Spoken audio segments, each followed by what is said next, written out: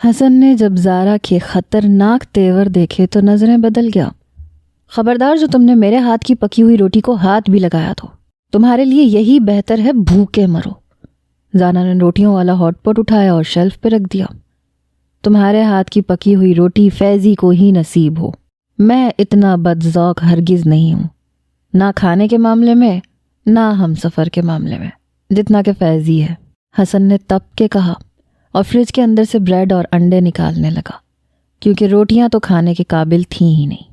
زارا نے اسے فہمائشی نظروں سے دیکھا تھا۔ وہ فرائنگ پین رکھے اب اس میں آئل ڈال رہا تھا۔ وہ اس کے پاس آ کے کھڑی ہو گئی۔ جانتے ہو، کچھ دیر پہلے مجھے تم پہ بڑا ترس آ رہا تھا۔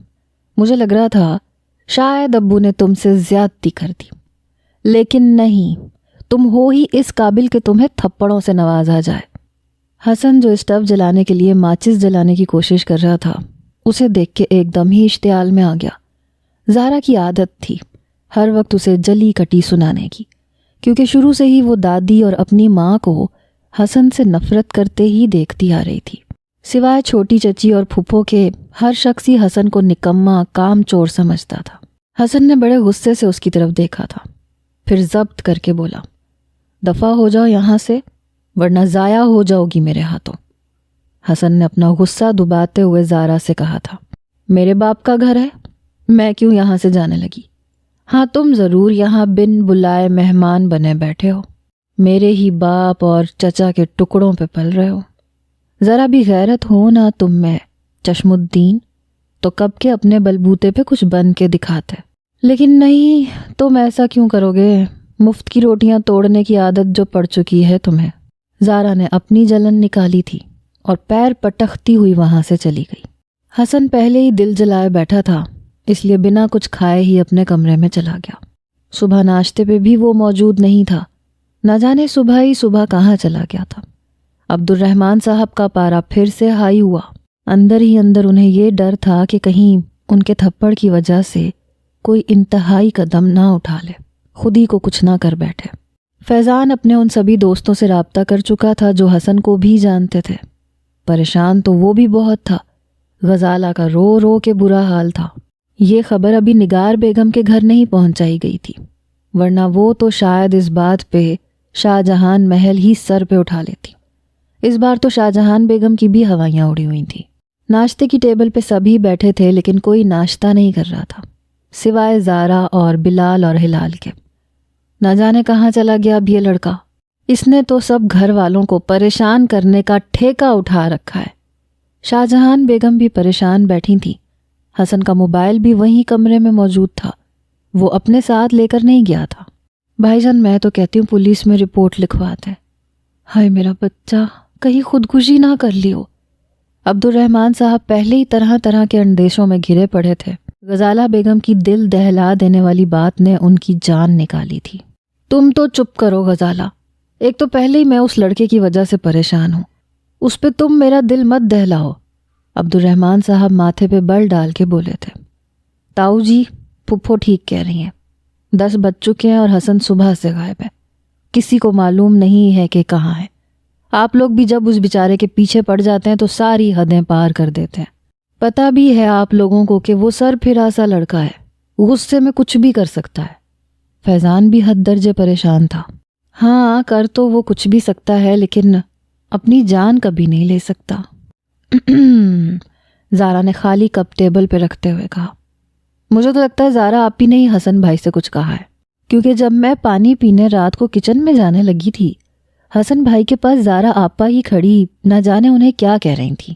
وہ تو میں نیند میں تھی اس لیے سن نہیں پائی، اس کے بعد ہی وہ غصے سے اپنے کمرے میں گئے تھے۔ عائشہ نے ساری روداد ایک ہی سانس میں سنا دی۔ عائشہ رات کے وقت پانی پینے کے لیے کچن میں جانے لگی تھی جب زارا حسن سے اپنی جلن نکال کے گئی تھی، اور وہ سب کچھ وہیں چھوڑ کے بھوکا اپنے کمرے میں چلا گیا تھا۔ اب سب کی نظریں زارا کی طرف تھیں۔ زارا کیا کہا تھا تم نے اسے؟ فیضی نے بڑے سخت لہجے میں اس سے پوچھا۔ فیضان ویسے تو بہت نرم اور دھیمے مزاج کا تھا، لیکن اس وقت بڑے غصے سے زارا سے پوچھ رہا تھا۔ زارا تمہاری بحث ہوئی تھی حسن سے، کب باز آؤ گی تم؟ عبد الرحمن صاحب نے بھی سختی سے اس سے پوچھا۔ زارا بری طرح سے گھبرائی، یک نہ شد دو شد، ارے کم بخت، ایک وہ منہ کم ہے ہماری جان ہلکان کرنے کے لیے، جو تو بھی اپنی حرکتوں سے باز نہیں آتی۔ شاہجہان بیگم تو پہلے ہی موقع کی تلاش میں تھی کہ حسن کی وجہ سے اپنا بڑھتا ہوا غصہ کس پہ نکالیں۔ فیضان زارا کے پاس آ کے اسے گھور کے دیکھنے لگا۔ کچھ پوچھ رہا ہوں تم سے زارا، کیا کہا تھا تم نے اسے؟ کتنی بار تمہیں منع کیا ہے کہ حسن سے بحث مت کیا کرو؟ فیضان کا لہجہ کیا سخت ہوا، زارا کے آنسو ٹپ ٹپ گرنے لگے۔ وہ اٹھ کے روتے ہوئے اپنے کمرے میں چلی گئی۔ عارفہ بیگم سے یہ برداشت نہیں ہو رہا تھا، وہ بھی زارا کے پیچھے چلی گئی۔ وہ بیڈ پہ بیٹھی رو رہی تھی۔ عارفہ بیگم بھی اس کے پاس جا کے بیٹھ گئی۔ تمہیں کیا ضرورت تھی زارا اس بے فضول سے لڑکے سے الجھنے کی؟ تم جانتی بھی ہو فیضی کو ہمدردی کا زیادہ ہی بخار چڑھتا ہے۔ عارفہ بیگم کو نئے سرے سے حسن پہ غصہ آیا تھا۔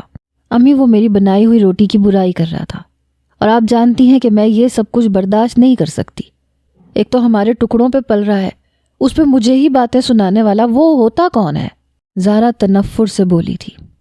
تمہارے باپ اور فیضی نے ہی اسے سر پہ چڑھا رکھا ہے، ورنہ معاملہ اگر میرے ہاتھ میں رکھتے تو صحیح اوقات یاد دلاتی اس لڑکے کو۔ عارفہ بیگم کے دل میں بھی حسن کے لیے نفرت کے جذبات کبھی ختم نہیں ہوئے تھے۔ وہی چیز ان تینوں بچوں میں بھی منتقل ہوئی تھی، بس نور ذرا مختلف تھی۔ زارا کو فیضان پہ غصہ آیا تھا، اور فیضی، اس سے تو میں بات تک نہیں کروں گی۔ سب کے سامنے اس نے مجھے ڈانٹا ہے، اور وہ بھی اس اندھے چشماٹو کے لیے۔ زارا سے کہاں برداشت ہو رہا تھا؟ جو فیضان اس کے نخرے اٹھاتا آ رہا تھا اسے ڈانٹ دے، اور وہ بھی حسن کی خاطر۔ امی مجھے لگتا ہے جیسے یہ حسن شادی کے بعد بھی میری سوتن بن کے میرے سر پہ سوار رہے گا۔ جتنا یہ ہر وقت فیضی کے سامنے مظلوم بنا رہتا ہے، گھننا میسنا کہیں کا۔ جس قدر فیضان حسن کے معاملے میں کسی کی نہیں سنتا تھا، زارا کو اپنے مستقبل کی فکر لاحق ہوئی۔ اسی لیے تم سے کہتی ہوں عقل کے ناخن لو لڑکی۔ فیضان اس وقت سونے کی چڑیا ہے، ساری فیکٹری اصل میں اسی نے سنبھال رکھی ہے۔ تمہارے بھائی تو سدا کے آرام پرست ہیں، آفس میں بس جھک مارنے جاتے ہیں۔ عارفہ بیگم نے بیٹی کو عقل دینی چاہیے۔ بس ایک بار شادی ہو لینے دے میری فیضی سے، پھر دیکھیں کیسے اسے سیدھا کرتی ہوں۔ حسن کا نام تک لینا بھول جائے گا۔ زارا کا وہی پر اعتماد لہجہ تھا جس پہ عارفہ بیگم نے ہمیشہ بیٹی کو سراہا تھا، اور وہ اتنی خود سر بن گئی تھی۔ سامنے ریوالونگ سیٹ پہ بیٹھے ارشد ملک نے سامنے بیٹھے نوجوان کی طرف ایک نظر ڈالی، پھر اس کی فائل پکڑ کر دیکھنے لگے۔ تعلیم کے سارے ہی ریکارڈ اچھے تھے۔ چند سوالات اس سے پوچھے، جس کا اس نے برجستہ جواب دیا۔ لڑکے تم ہو تو سمجھدار، لیکن دیکھو صرف ڈگریاں ہی کام نہیں آتی، کچھ کام کا تجربہ بھی ہونا چاہیے۔ سر میں پچھلے 4 سال سے سپروائزر کے طور پہ کام کر رہا تھا، مجھے کام کا تجربہ ہے۔ آپ ایک بار موقع دیں گے تو آپ کو مایوسی نہیں ہوگی۔ حسن تیسری جگہ انٹرویو دے رہا تھا۔ ایک زیرک سی نظر راشد ملک نے اس نوجوان پہ ڈالی جو اپنے حلیے سے بالکل سادہ سا لگ رہا تھا، دبلا پتلا سا، گندمی رنگت، اور مناسب سے نقوش پہ موٹے عدسوں والا چشمہ لگائے، سائیڈ کی مانگ نکالے۔ وہ آج کل کے فیشنیبل لڑکوں سے قدرے مختلف سا تھا۔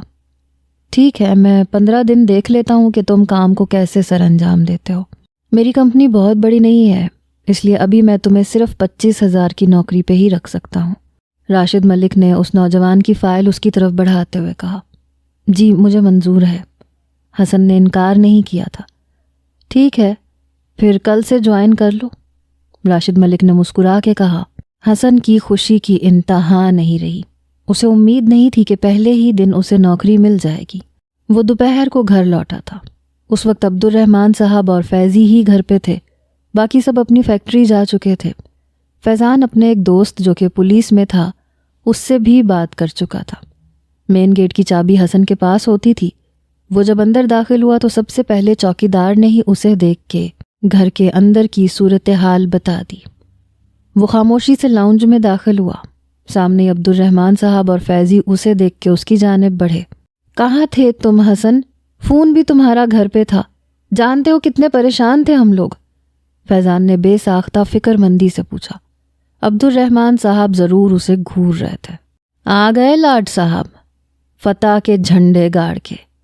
میں پوچھتی ہوں کم بخت، تو ایک ہی بار مجھ بڑھیا کو زہر کیوں نہیں دے دیتا؟ شاہجہان بیگم نے جلے کٹے انداز میں کہا۔ حسن نے ایک تیکھی نظر ان پہ ڈالی۔ میرے بس میں ہو تو یہ کام سب سے پہلے کروں، کچھ تو سکون ہوگا میری زندگی میں۔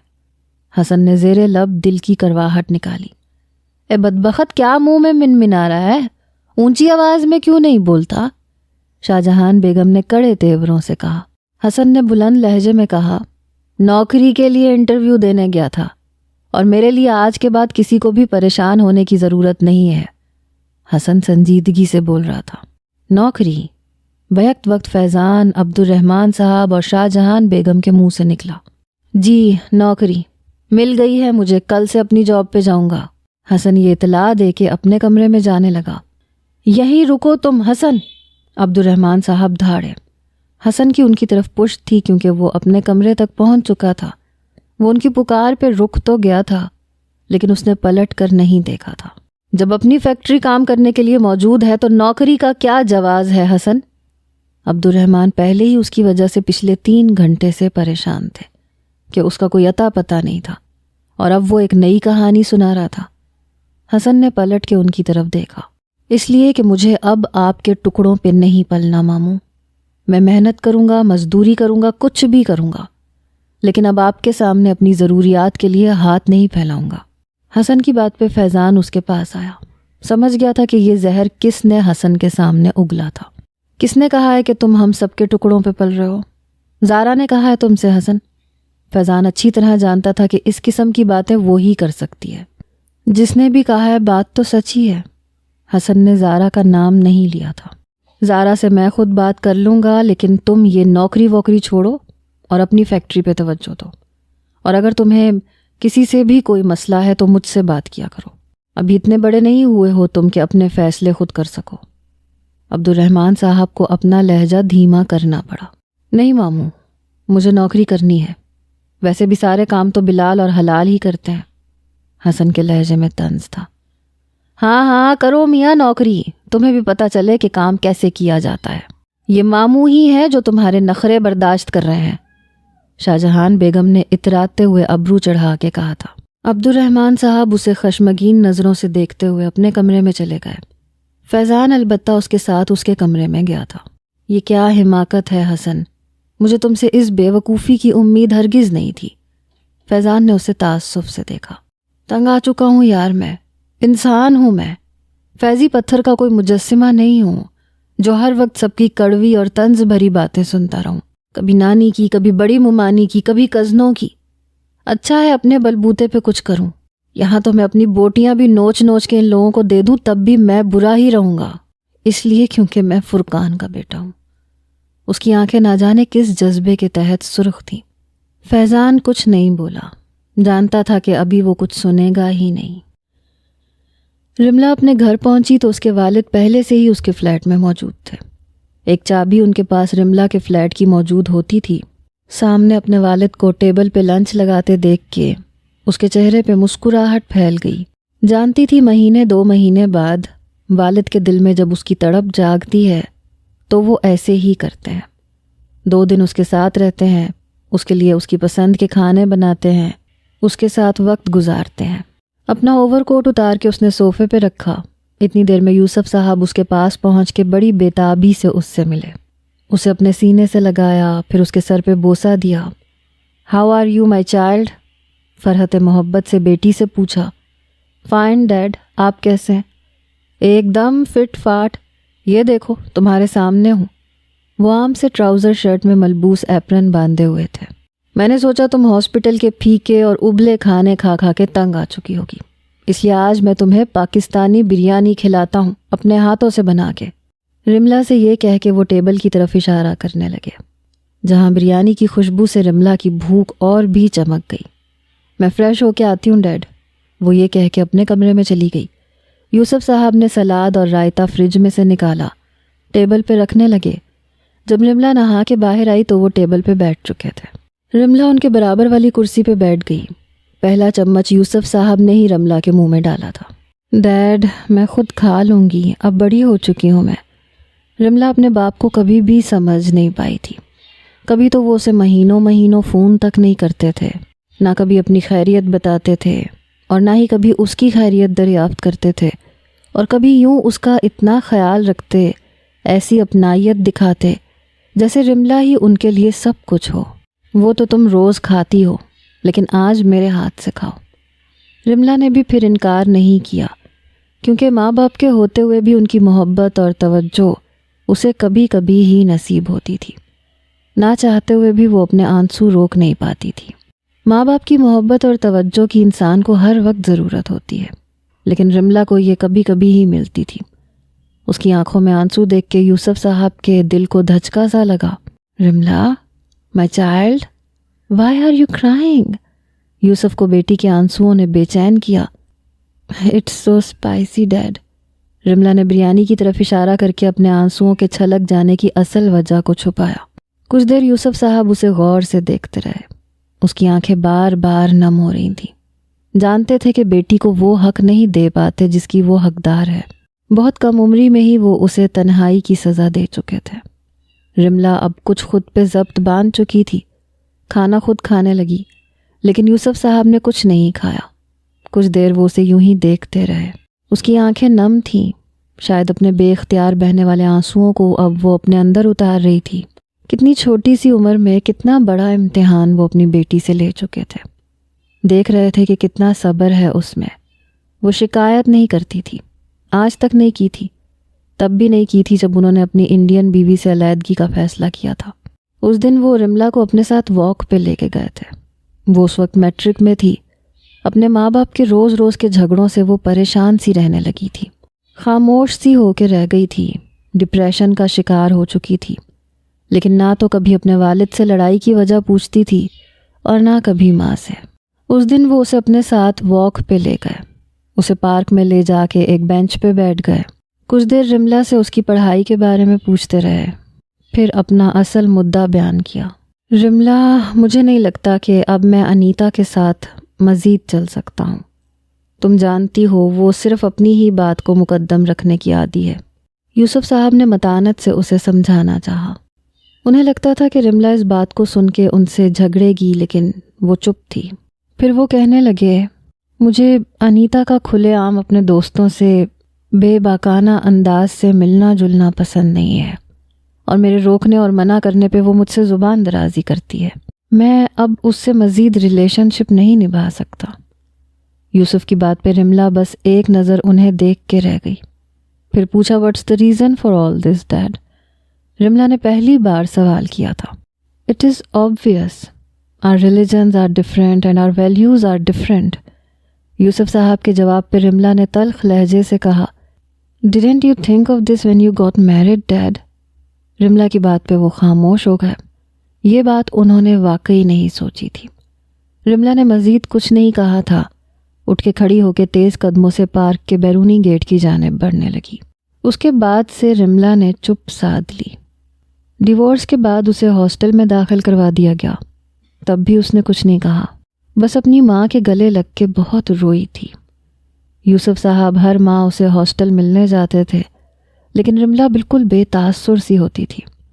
وہ اسے پیسے دیتے بھی تھے تو وہ منع کر دیتی تھی کہ اسے ضرورت نہیں ہے۔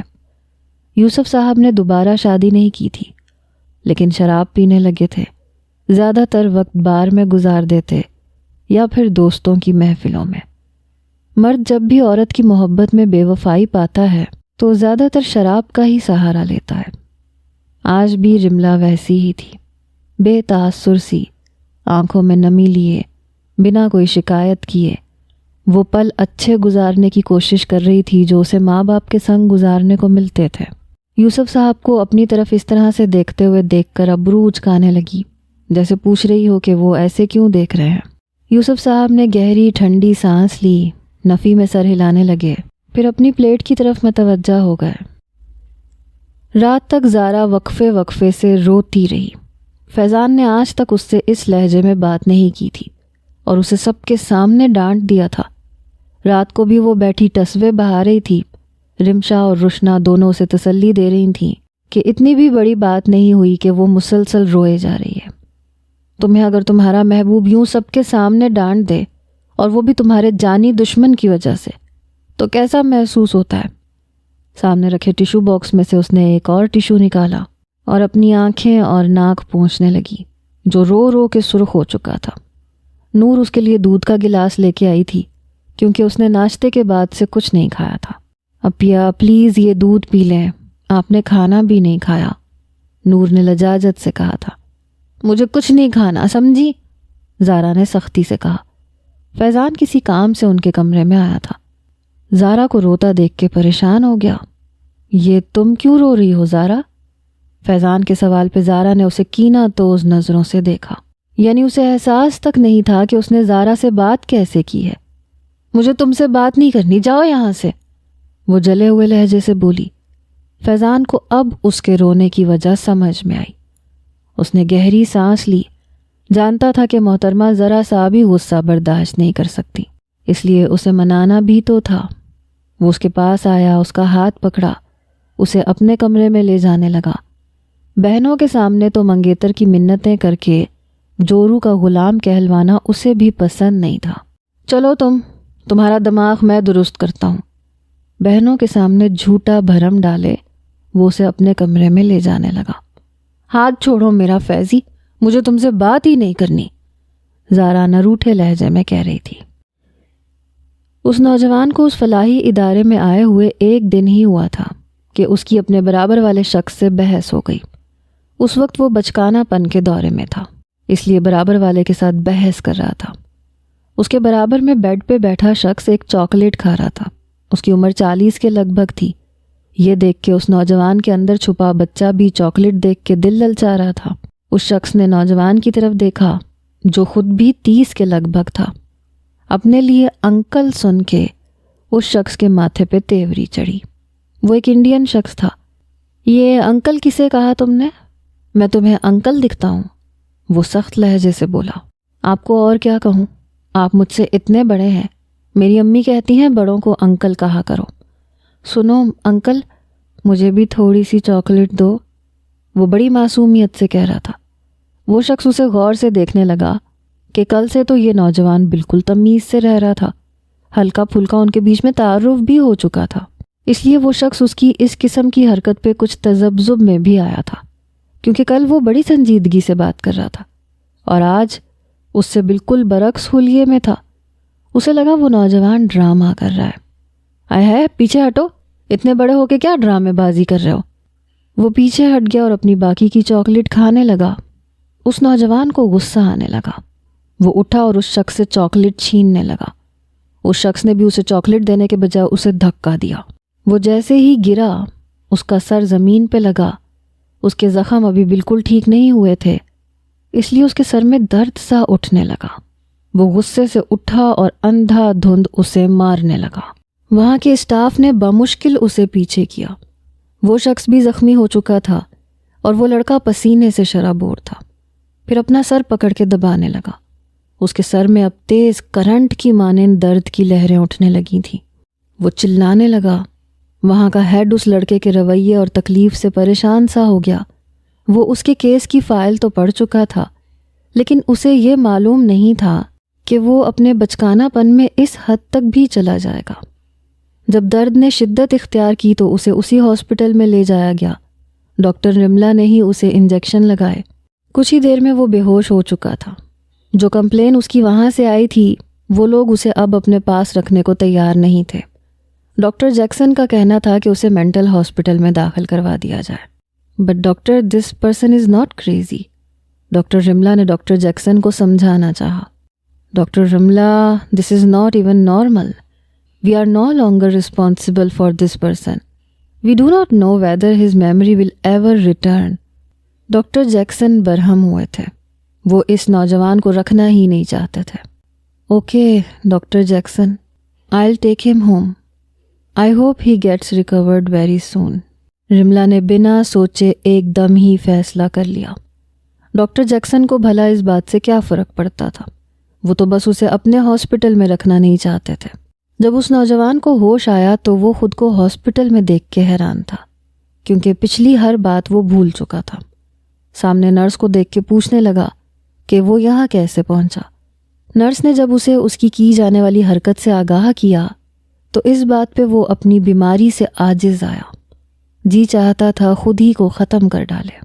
سامنے کمرے کے دروازے سے ڈاکٹر رملا کو داخل ہوتے دیکھ کے خفت سے نظریں چرا گیا، کیونکہ غلطی اسی کی تھی۔ نرس سے وہ یہ بھی جان چکا تھا کہ اب اسے کوئی فلاحی ادارہ اپنے پاس رکھنے کو تیار نہیں ہے، اس لیے وہ چپ تھا۔ نہ اپنا ماضی یاد تھا، نہ مستقبل کا کچھ پتہ تھا، اور حال جو تھا وہ ایک مسلسل ذہنی اذیت میں تھا۔ اپنی پہچان کھو چکا تھا، کچھ بھی یاد نہیں تھا۔ رملا نے نرس سے ڈرپ اتارنے کے لیے کہا، پھر اس نوجوان سے اس کے سر درد کا پوچھنے لگی۔ اس نے بے رخی سے ہی جواب دیا، کیونکہ اس وقت وہ خود ہی سے عاجز آ چکا تھا۔ میں ٹھیک ہوں۔ یہ تو اچھی بات ہے کہ آپ ہاسپٹل سے ڈسچارج ہو چکے ہیں مسٹر، اس لیے چلیے میرے ساتھ۔ رملا کی ڈیوٹی بھی ختم ہو چکی تھی۔ کہاں جاؤں؟ ہر راہ تو بند ہو چکی ہے میرے لیے، اس نوجوان نے کوفت بھرے لہجے سے کہا۔ آپ کو میں جہاں لے کر جا رہی ہوں وہاں سے آپ کو کوئی بھی نہیں نکالے گا۔ رملا کی بات پہ وہ متعجب ہوا تھا، لیکن بولا کچھ نہیں۔ اس وقت تو وہ خود سے بھی اور اس شہر سے بھی بالکل انجان سا تھا، جیسے یہاں سے کبھی واقف ہی نہ ہو۔ کسی کا سہارا فی الحال اس نوجوان کی مجبوری تھی، اس لیے رملا کے ساتھ اس کے فلیٹ میں چلا گیا۔ فلیٹ میں 2 کمرے تھے۔ ایک لاؤنج میں ایک چھوٹا سا گول شیشے کا ٹیبل تھا، جہاں 4 کرسیاں اس ٹیبل کے اطراف میں رکھی ہوئی تھیں۔ سامنے دیوار گیر لکڑی کے باکسز بنے ہوئے تھے، جس میں ایک مورتی ماتھے پہ سندور لگائے، ہاتھ میں ایک تلوار پکڑے بنی ہوئی رکھی تھی۔ اس کے اطراف میں اگربتی کا اسٹینڈ تھا، جو فی الحال خالی تھا۔ رملا جس ماحول میں رہتی تھی، اس کی والدہ جب بھی اس کے پاس آتی تھیں تو ایسی بہت سی چیزیں خود ہی اس کے گھر میں سجا کے چلی جاتی تھیں۔ پوجا کرنے کا طریقہ بھی اسے بتا چکی تھیں، لیکن رملا پراپر طور پہ ایسا کچھ کرتی نہیں تھی۔ اس نے کبھی بھی کسی بھی ریلیجن کے بارے میں سنجیدگی سے نہیں سوچا تھا۔ اس کے نزدیک بس آنیسٹی زیادہ اہم تھی، جو وہ اپنے پیشے کے ساتھ کر رہی تھی۔ رملا نے اس نوجوان کو ایک کمرے کی طرف اشارہ کیا۔ تم یہاں رہو گے، اوکے؟ وہ خاموشی سے اس کمرے میں چلا گیا۔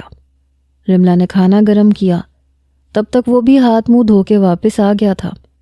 کھانا تیکھے مرچ مسالے والا تھا، اس لیے نوجوان نے خوب سیر ہو کے کھانا کھایا۔ رملا بس اسے کھانا کھاتے دیکھ رہی تھی۔ اس نوجوان کی نظر جب اس پہ پڑی تو رملا کو خود کی طرف متوجہ پا کے وہ سنبھل کے بیٹھ گیا۔ ایکچولی بہت ٹائم کے بعد من پسند کھانا ملا ہے، مجھے تیکھے کھانے پسند ہیں۔ سلاد میں سے ہری مرچ اٹھا کے اس نے اپنے دانتوں سے چبا کے کھاتے ہوئے کہا۔ تو پھر ہاتھ کیوں روک لیا؟ کھانا پیٹ بھر کے کھاؤ۔ رملا نے اسے تکلف برتتے ہوئے دیکھ کے کہا۔ بھوک تو اس نوجوان کو ابھی بھی لگی ہوئی تھی، لیکن لحاظ میں پیچھے ہٹ گیا تھا۔ لیکن جب رملا نے کہا تو اس کا کچھ حوصلہ کھلا۔